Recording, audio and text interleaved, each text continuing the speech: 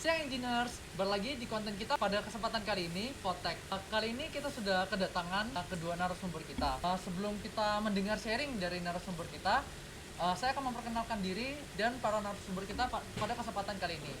Nama saya Ivan Pangliadi, dan narasumber yang ada di kiri saya, Ibu Lucy, dan juga yang ada di kanan saya, Ibu Iren. Nah, pada kesempatan kali ini kita akan mulai dalam sesi tanya jawab dari kedua narasumber kita kali ini. Ini pertanyaan untuk Bu Lucy. Ibu mungkin bisa menjelaskan secara singkat apa sih acara pelantikan profesi insinyur itu? Mungkin Ibu bisa jelaskan.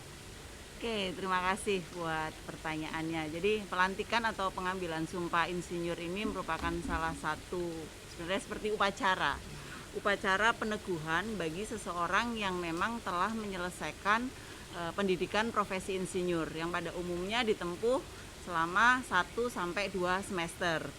Nah, di dalam peneguhan tersebut seorang insinyur tersebut maka secara langsung juga akan mendapatkan yang namanya sertifikat profesi insinyur sebagai dokumen legal yang menyatakan bahwa insinyur tersebut telah menyelesaikan pendidikan profesi insinyur. Nah, diharapkan dengan adanya pelantikan dan pengambilan sumpah insinyur ini, maka di situ kita bisa melihat suatu bentuk pengakuan atas kompetensi, atas kemampuan, atas profesionalisme seorang engineer di bidang keahliannya. Jadi seperti itu.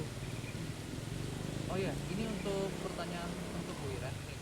Bagaimana cara Ibu untuk bisa mengikuti dan diundang dalam acara pelantikan insinyur tersebut? Apakah ada syarat tertentu atau bagaimana gitu? Ya, kalau dari saya sendiri, saya sebenarnya peserta dari program studi PSPI ya, program studi insinyur. Terus kemudian saya ikut yang RPL selama 1 semester. Nah, setelah kita bisa mengikuti selama 1 semester, kita bisa yaitu di pelantikan di insinyur gitu. Jadi syaratnya ya mengikuti kelas PSPI di Widya Mandala gitu. Oh ya Bu, ini untuk pertanyaan lanjutan untuk Bu Lucy. Siap. Kami kan pernah mendengar nih Bu bahwa profesi insinyur ini penting sekali Bu untuk lulusan teknik. Apakah ini benar Bu? Jadi kenapa ada pendidikan profesi insinyur? Jadi kita merujuk ke dasar hukumnya. Yang pertama, dasar hukumnya ini adalah Undang-Undang Nomor 11 Tahun 2014 tentang keinsinyuran. Di situ dijelaskan bahwa seseorang yang melakukan praktik keinsinyuran, maka seseorang tersebut wajib untuk memiliki yang namanya surat tanda registrasi insinyur. Nah, untuk memiliki surat tanda registrasi insinyur, maka diperlukan persyaratan antara lain satu, bahwa dia harus menempuh pendidikan profesi insinyur untuk mendapatkan gelar IR. Lalu setelah mendapatkan gelar IR, maka dilanjutkan dengan uji kompetensi untuk mendapatkan sertifikat insinyur profesional. Kenapa penting? Nah, satu, kalau tadi ya, bahwa ini memang kita ada landasan hukumnya yang mengatur itu, bahwa kita yang melakukan praktik keinsinyuran wajib memiliki yang namanya surat tanda registrasi insinyur. Melanjutkan tadi bahwa untuk melakukan praktik insinyuran kita membutuhkan yang namanya STRI. Di situ kita ketahui juga bahwa seseorang yang tidak memiliki STRI itu bisa dituntut secara pidana apabila melakukan suatu praktik keinsinyuran. Nah, dari sini kita bisa melihat bahwa dengan adanya pendidikan profesi insinyur ini juga menjadi sebagai suatu sarana bahwa insinyur-insinyur yang ada di Indonesia ini mampu untuk bersaing secara global.